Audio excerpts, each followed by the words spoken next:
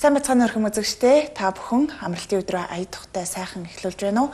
За өглөө бүхэн үзэгч та бүхэнтэй эрхэм хүндтэй зочдыг уулзуулж за сонирхолтой мэдээллийг хүргэдэг кофе цай нэвтрүүлэг ээлжит дугаараа үзэгч танд хүргэх гэж байна.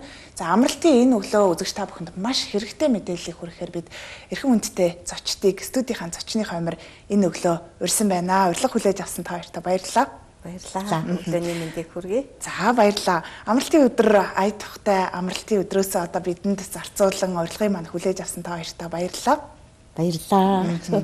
Өрсөнд баярлалаа. За тэгэлгүй яах вэ? Нэвтрүүлэг маань кофе юу, цай юу нэртэй. Тэгээд зочдынхоо бид амттай кофе цайгаар дайлаад ярилцдаг. Тэгээд өглөөний нэвтрүүлэг учраас та хоёроо бас сэргээсэ гэд тийм ээ сайхан кофегоор дайлж байна. Кофега амтрах уугаарай. Үзэгч та бүхэнд хүндэтгэн одоо хүрэлцэн ирсэн зочдоо танилцуулъя. За Монгол Улсын ардын эмч, их барих эмэгтэйчүүдийн эмч, таны төлөө бид эмнэлгийн зөвлөх эмч, клиникийн профессор Бүлтэн.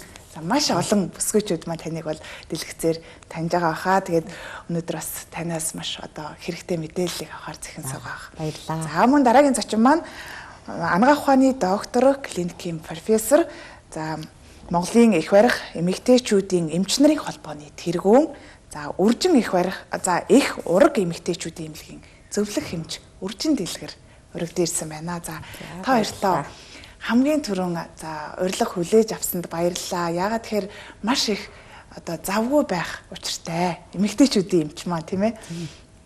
За тэгээд энэ өглөө бол одоо маш одоо бидэнд хэрэгтэй өргөн тархацтай мэдээллийг үзэгчдэд хүргэхээр бид одоо та хоёрыгоо урьсан байгаа. Яагаад тэгэхээр амралтын өглөө үзэгчд маш ихээр одоо дэлгэцэнд анхаарлаа хандуулан сууж байгаа ах гэж бодож байна. За хүний одоо папиллома вирус буюу тэгээ энэхүү одоо папиллома вируст одоо шалтгаант өвчнөөс одоо халдвараас хэрхэн урдчлан сэргийлэх талаар энэ өглөө одоо мэдээлэл хүргэхийг бид зорилоо. Тэгээд папиллома вирус гэдэг нь одоо ямар вирус байдгийг бэ? Энэхүү вирусээс одоо бид хэрхэн урдчлан сэргийлэх боломжтой байдгийг, хэрхэн энэ халдварыг авдгийг, хизээ илэрдгийг гэсэн одоо мэдээллийг та хоёр манд хүргээч.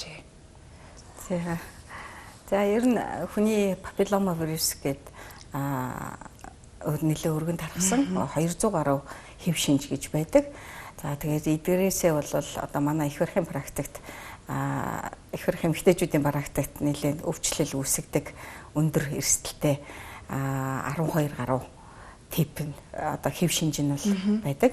За эдгээр ихэвчлэн нөгөө хавдар үүсгдэг гэж ярьдаг. За эрэгтэйчүүд, эмэгтэйчүүдэд тийм ээ голчлон умаа хүзүүний хавдар гэж үүсгэж байна. Бэлгийн үү. За мөн эрэгтэй эмэгтэйгүү одоо шулуун гэдэс, хошногны амсрын тий одоо ам зайлгуур хүзүү толгойн гих мэт ийм хавдрыг үүсгдэг одоо вирус байгаа. За энэ вирус бол нэлээд өргөн тархсан байдаг. За тэгээд одоо энэ саяны дурдсан энэ эрэгтнүүдийн хавдрыг үүсгэх нь бол бас ихэвчлэн нөгөө бэлгийн замаар халтдаг. Одоо арьс алстын хүрэлцээгээр халтдаг ийм муухай вирус байгаамаа. Тэ хамгийн зэгүүн нь одоо хамгийн муухай нь одоо хавдар үүсгдэг гэдгээрээ тэ хавдар маань одоо хүний амьдралд ямар одоо хэцүү вилээ тэ одоо сэтгэл зүй, бие эрхтэн, эдийн засаг бүхэл юм дээр бол маш их зовлонг авчирч өгдөг эмгэг байдаг штэ тий. Тэгээд хавдрыг одоо савлын үед одоо өчигдөрхөн байлуу дээ нөгөө хавдар бидний түүх биднийг нэгтгэн гэдэг одоо өвчнөлөөр өвдсөн хүмүүс ингээд зовлонгоороо нэгдэж тийм ээ мэдээллийг хүргэх тийм аян бас явагдсан байгаа. За ер нь бол дэлхийн нийтээрээ л одоо энэ вирусээс сэргийлэхтэй хүний хөхөнцөр вирусээс сэргийлэх талаар дуурч байна, арга хэмжээ авч байна. Зөндөө том ажиллагаанууд явагддаг тий. Хамгийн том юм бол вакцин гарсан. Одоо энэ хүний хөхөнцөр вирусын эсрэг халдвараас сэргийлэх тийм ээ вакцин гарсан байдаг. За энэхүү вакциныг бас Монгол улс одоо хэрэгжилж одоо нэвтрүүлсэн. Одоо хамгийн том юм маань бол өнгөрсөн ондоос тий үндэсний дархлаажуулалтын товлолдоо оруулаад одоо залуу үедээ 11 настай охид хөвгүүдэд одоо цуг хийхээр бол товлсон бол маш том сайхан шийдвэр болсон байгаа. За тэрнээс өмнө ч гэсэн энэ бол гарч ирсэн, хийж ирсэн л да 2020 оноос эхлээд сайн дураар тийм ээ. Хэмжээ сайн дурын вакцинжуулалтаар бол хийхийг хийж эхэлсэн. За тэрнээс өмнө бас мөн 2012 оноос ч мөн бас вакцинжуулалтыг бол залуу өсвөр үеийнхэн давуулаад хийсэн. Яг тэр мэн бол үргэлжилсэн амжилттай тий болоогүй ч гэсэн тэгэл ингээд одоо үе шатаараа явсаар агаад бэлтгэл үе шат хийцээр агаад одоо хамгийн том зөв сайхан шийдвэрт хүрэхэд энэ одоо Нодлонгоос 2024 оноос эхлээд охид хөвгүүдтэй 11 настай охид хөвгүүдтэй вакцина хийгээд эхэлсэн. Маш том сайхан үйл явдал болоод байна. Аливаа одоо вирусын дархлаажуулалт, вакцинжуулалт гарахтаа нэлээд одоо хил амыг дагуулдаг. Маш их одоо болно болохгүй ингээд сөрөг талтай, эерэг талтай гэдэг одоо мэдээллүүдийг одоо маш олон үзэгчдийн дунд, иргэдийн дунд ингээ үүсгдэг. Гэтэл одоо мэдээллээр хангах нь хамгийн чухал байдаг. Тийм тий? Мэдээллээр хангахад одоо телевизийн үүрэг маш чухал оролцоотой. Тийм учраас яг энэ талаар мэдээлэл хүргэхийг бид зорьсон. Тэгээд одоо бол нэршлэн папиллома вирус гэдгээр явж байна. Таны хэлдгээр сая хөхөнцөр вирус гэж хэллээ тий? Маш олон хүмүүс хөхөнцөр вирус гэж ярьдаг хэдий ч одоо та бол хэлэхдээ сая эрэгтэй эмэгтэйгөө энэ одоо халдвараар өвчлөлдгөө тэгээ цаашлаад хавдар болтгоо гэж штэ. Тэгэхээр маш олон хүмүүс өрөөсгөл ойлголттой байгаад байдаг. Зөвхөн эмэгтэйчүүд тусдгаач гэдэг юм уу? Зөвхөн умаа хүзүүний одоо хавдраар илэрдгээч гэдэг юм уу? Тэгэхээр энэ тал дээр бас тайлбарлаж өгөөч. За энэ тал дээр би нэг хэдэн одоо сая урьдчилан дэлгэр эмч ярьчихлаа. Ер нь бол дархлаажуулалт гэдэг бол хамгийн чухал.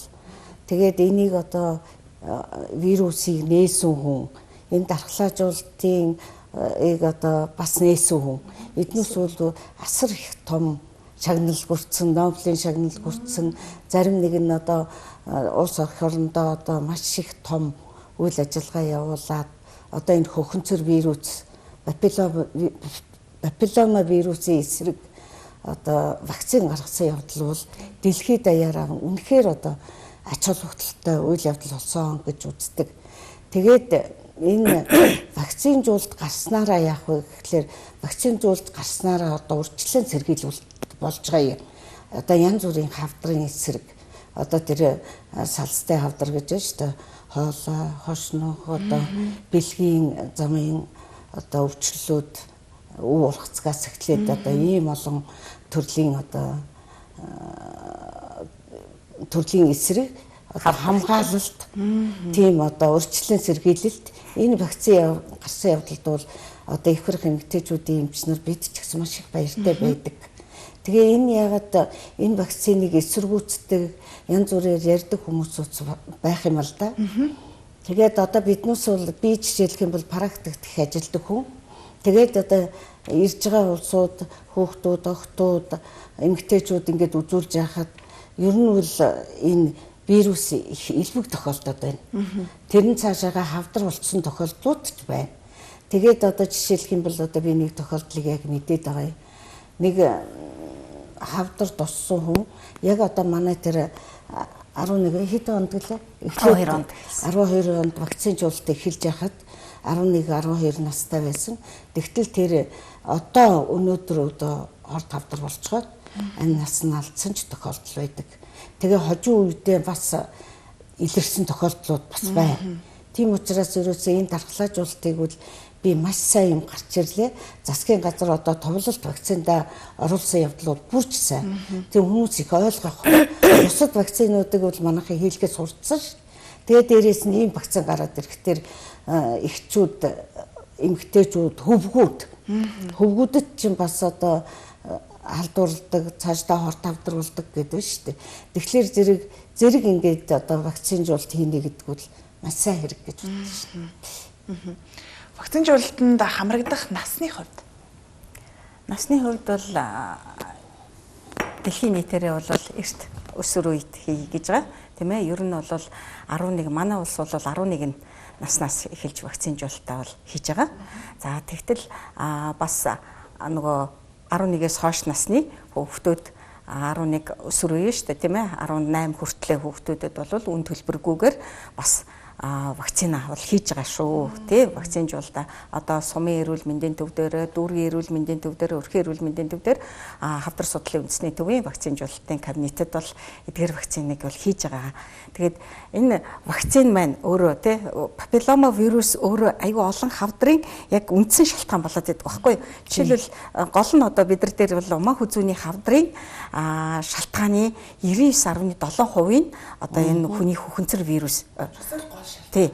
Папиллома вирус л илэрээд байгаа. За бэлгийн үү гэдэг байгаа. Үү ургацэг. Тэрний бас шалтгааны 100% нь бол энэ папиллома вирус байдаг.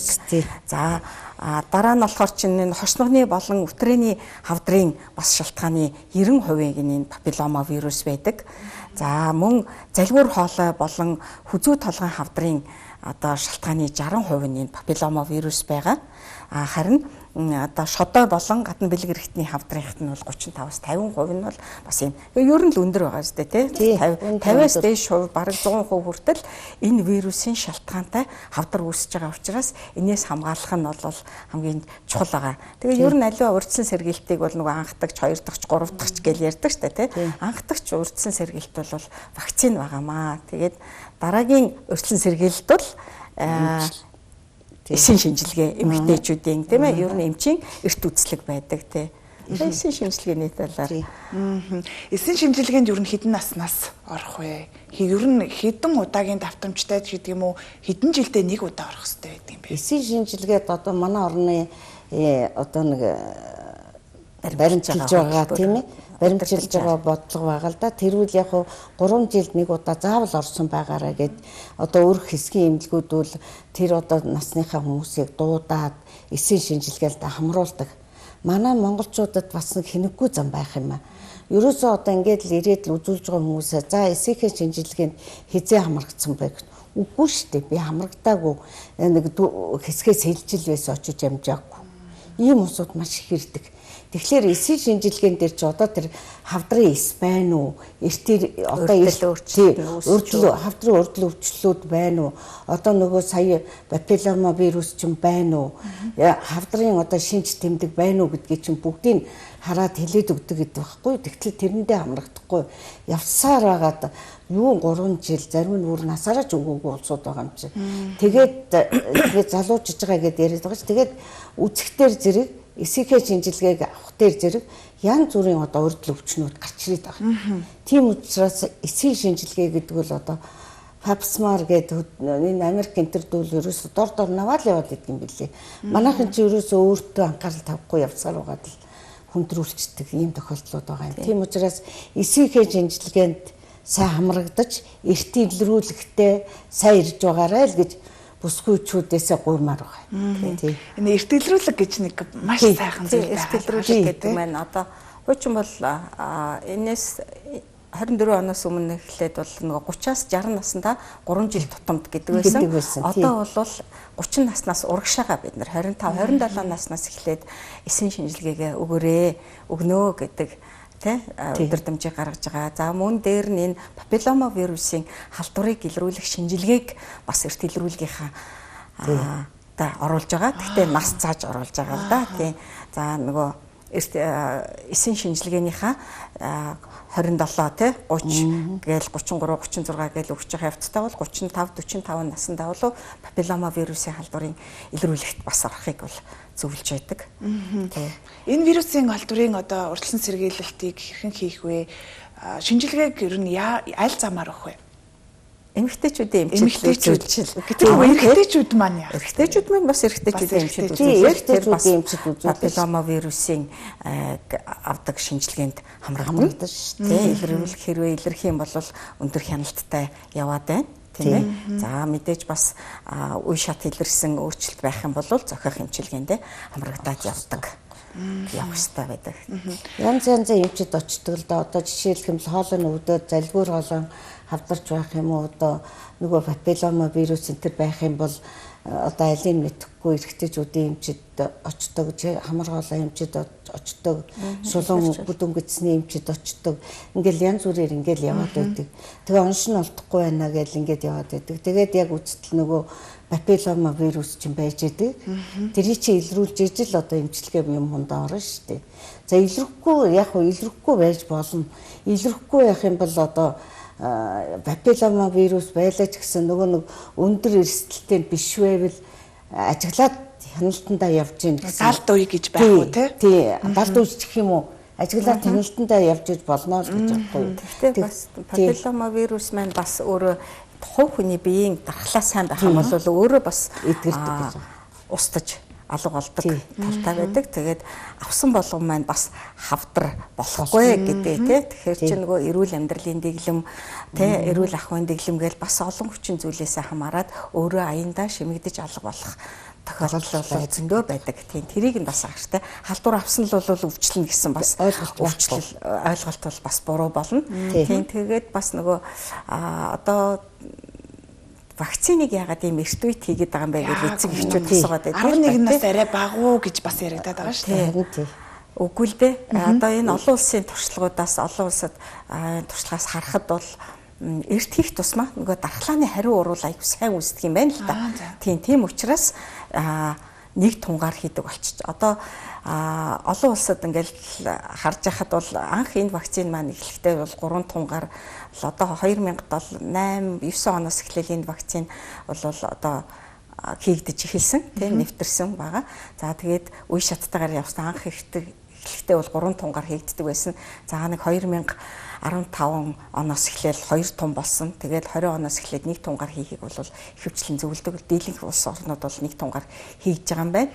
Манайх тэгээд одоо хожуу ихэлсэн ч гэсэн хамгийн зөв одоо бодлого зарчмаар явж гинэ гэж бол үзэж байгаа. Бид бас энэ Номхон далайн болон зүүн өмнөд Азийн улс орнуудын энэ нөгөө HPV вакциныг одоо папиллома вирусын вакциныг хэрхэн хийж байгаа туршлагаа солилцох тийм уулзалтанд Монгол улсаас 6 эмч төлөөлөгч нар оролцоод ирсэн байгаа. Тэн дээр ярьж байхад улсуудын туршлагаас харахад бол тийм байлээ.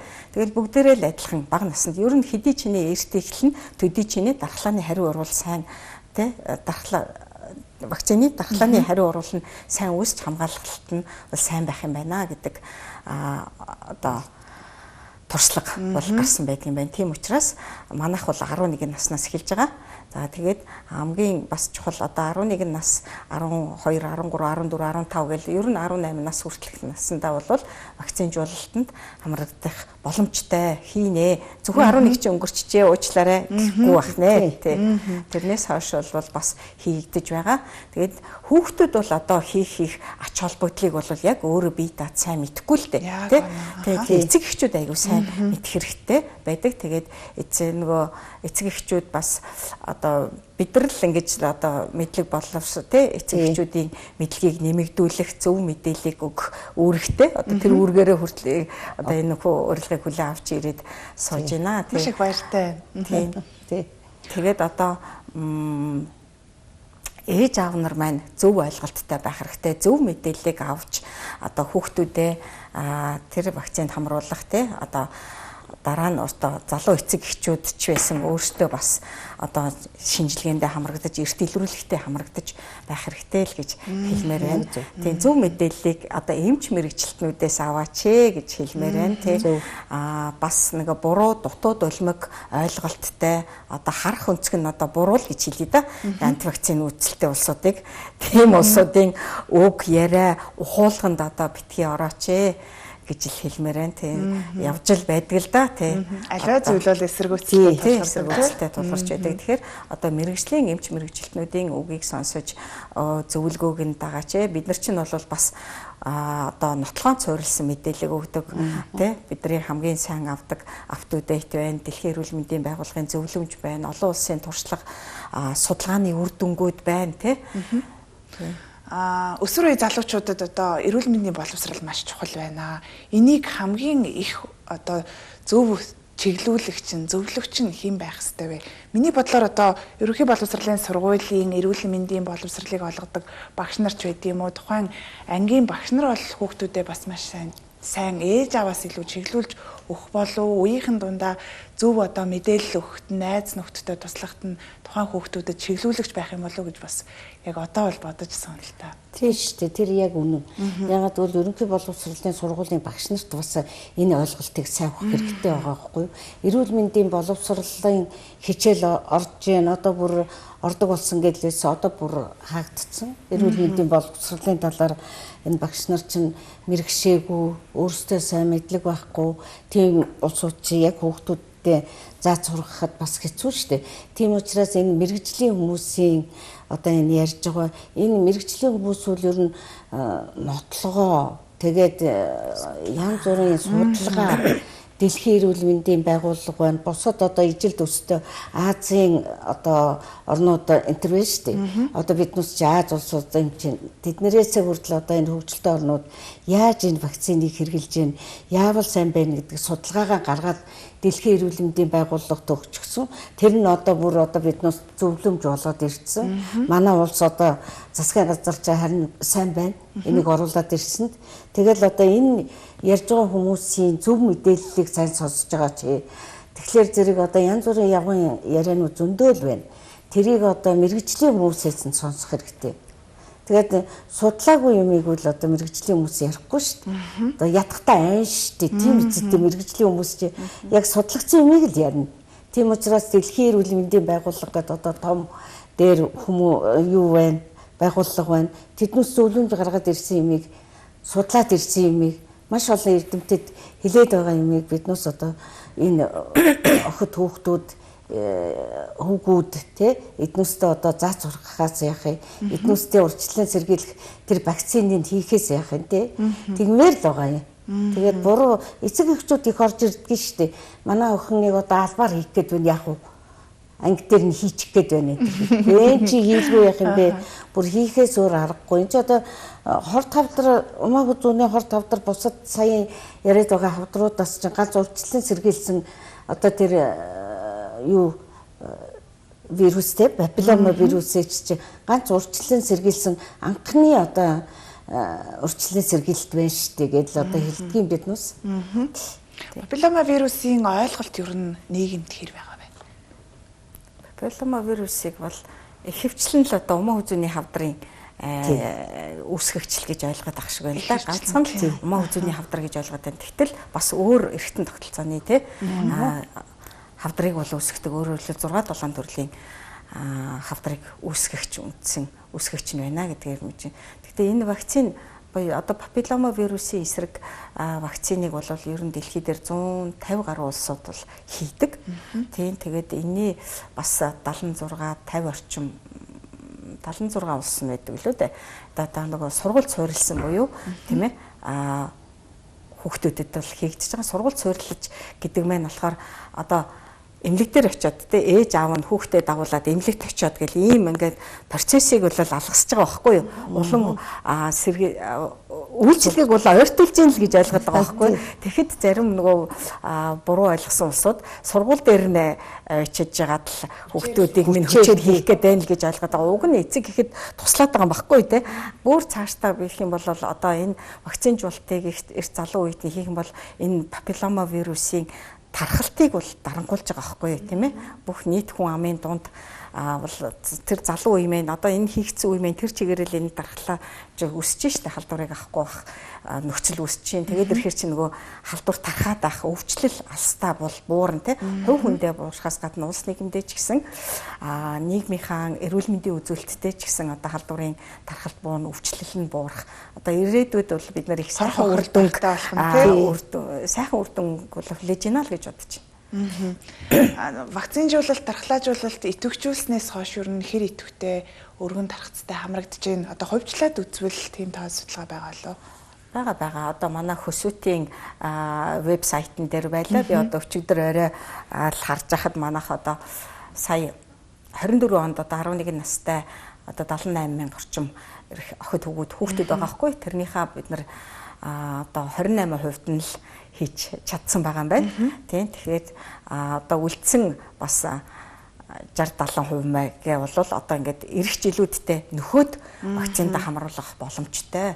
Тийм ганцхан 11 хүрсэн уучлаарай гэж бол биш байгаа байхгүй. Тэгэхээр одоо 25 онд 26 онд тэгээ 11, 12, 13, 14 ер нь бол 18 нас хүртэлх хүүхдүүд маань вакцинтаа авал хамрагдах боломжтой шүү. Хоцорсон гэж битгий бодоорой. Яг Одоо ирж байгаа 11 настангууд эргэжлтэй дараагийн 11 настангууд бол тэр товлолт вакцинтаа ороод явчихна. Хоцорсон гэж байгаа буюу нас нь 11-ээс хэтэрсэн хүүхдүүд ч гэсэн хийгдэх боломжтой байгаа. Энүүгээрээ бас их давуу талтай байгаа л гэж бодож байна. 2024 оны 11-р сарын 25-наас бүр идэвхжүүллээ шүү дээ, тийм вакцинжуулалт маань эхэлсэн байгаа. Тэнгүүт нөгөө 11 нас гэж зарлчингуцаа нас нь өнгөрчлөө ч гэдэг юм. Нөгөө тухайн эсийн шинжилгээг 33-тай, 36-тай гэд ингээд өгнө гэхээр за нас маань өнгөрцөн гэд ингээд жил өнчих гээд байдаг.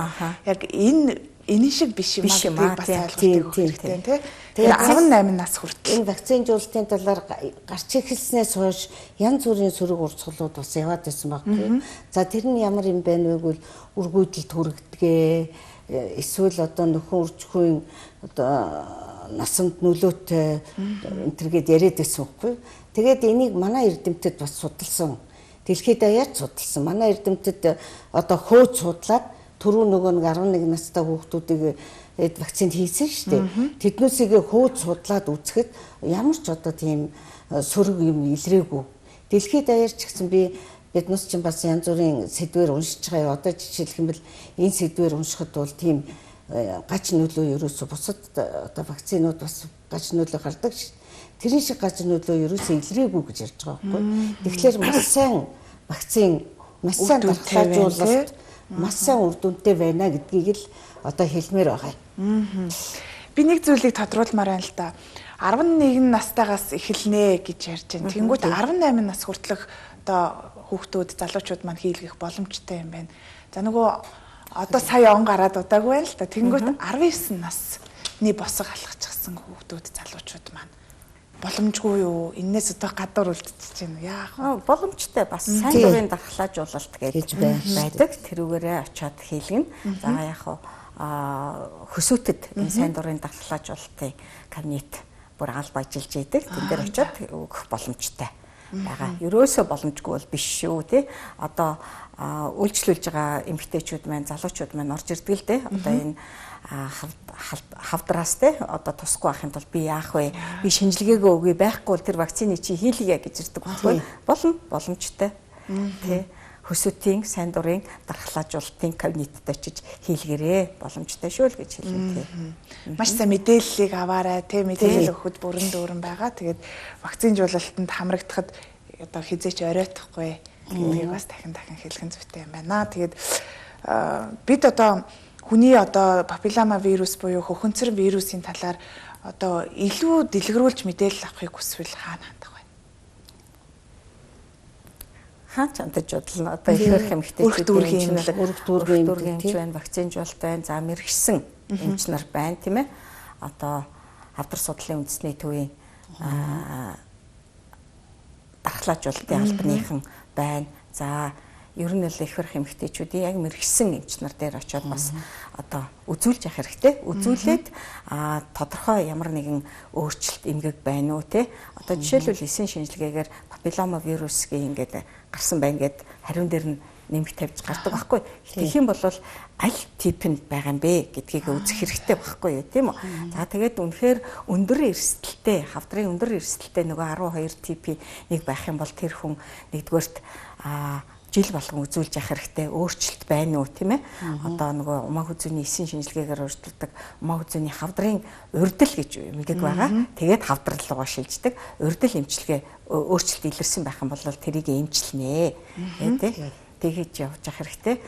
Тэгтэл бас зүгээр нөгөө одоо бэлгийн үү гэд кондлом гэд байгаа. Тэр кондломод бол гарсан байж идэг. Тэрийгээ бол бас төлж авахаас ахгуулаад тийм ээ. Янз бүрийн аргаар эмчилгээнүүд бол байгаа. Тэрийг бол бас мэрэгжлийн эмчтэр л очиж эмчлүүлж боломжтой. За дархлаажуулалт бол одоо дархлаажуулалт бол урьдчилан сэргийлэлтэй.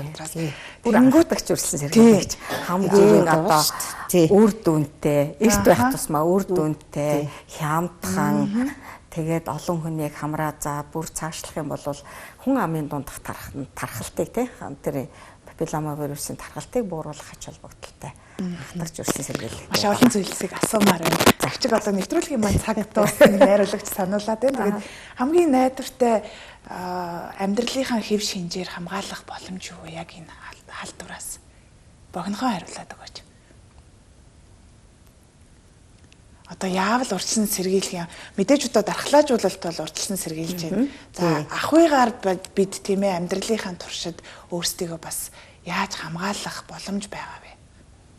Тэр үүсгэж байгаа шалтгаанууд байгаа шүү дээ. Одоо олон тийм одоо шалтгаантай байна гэж сая ярьлаа шүү дээ. Одоо тийм учраас тэр одоо амьдралынхаа хэв шинжийг зөв удирдах хэрэгтэй. Жишээлх юм бол одоо бэлгийн хавьтал байлаа гэхэд одоо анаал нийж байх юм уу те араал нэгээд одоо бүх хүмүүс мэдж байгаа. Тэрийгээ энэ бодох хэрэгтэй. Тэрнээс гадна олон хавьдагчтай бол бас дарахах магадлал өндөр байдаг. Тэрийг одоо үргэлж бодож залуучууд бол бас сайн одоо өөрийгөө хамгаалах нэг хэрэгсэл бол өөрөө байдаг. Өөрөө л одоо энэ олон одоо авдагчж байх юм уу бэлгийн замын өвчин янз бүрийн юм туслаа гэхэд тэр дорн эмчлүүлдэг бүрэн төгс эмчлүүлдэг. Тэгээ тийм одоо шалтгаанууд байна шүү дээ. Тэрийг л одоо өөрсдөө жолоод үзүүлдэг байх хэрэгтэй. Эмчтэй хамтах хэрэгтэй. Эмчд ерөөсөө хамтахгүй өөрсдөө эмчлэх гээд одоо шодон дээр нэг одоо тийм өвөө ургацсан гарцсан байхад өөрсдөө эмчлэх гээд нэг цэнхэр эмзүүлэхэд л манай нөхөр нэг цэнхэр эмдүрхэд л нойлороо дүүрэн цэнхэр будагтаа болчлоо гэх юм уу өөрсдөө тэрийг эмчлэх гээд оролдоод байдаг. Тэрий чинь мэрэгжлийн журмаараа л эмчлээ шүү дээ. Эрүүл мэндийн салбар байгуулах хандах хэрэгтэй тий. Ичиж зовох, нэрлэх одоо зүйлгүй тий. За баярлалаа. Ингээд хоёр эмчтэй бидэнд одоо яг энэ хүний папилломавирус за энэхүү вирусээс шалтгаалж хэрхэн халдвараас шалтгаалж бас хавдар болох эрсдлүүдийн талаар энэ вирусын дархлаажуулалтын талаар дэлгэрүүлж мэдээлэл өгсөн та хоёртаа баярлалаа. Ажилд нь баярлалаа.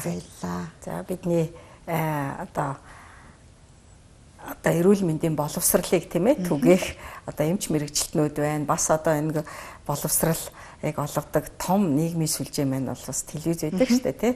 Тэгээ бүгдөө үргээ гүйцэтгэж өнөө өглөө цугласандаа бол баяртай байна. Мэдээллийг өгөөд одоо энэ мэдээллийн дагуу маань эцэг эхчүүд одоо иргэд маань тий зөв үйлдэлийг хийгээрэй. Өөрөөр хэлэх юм бол эмч нартай эрт үзүүлж байгаарай, вакцинжуулалтаа хүүхдүүдэд хамруулаарай гэдгийг л одоо хэлмээр байна.